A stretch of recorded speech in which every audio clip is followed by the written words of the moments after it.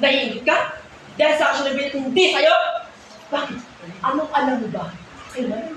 Bukod sa hindi niya gusto at gusto niya. Anak ko si Mark.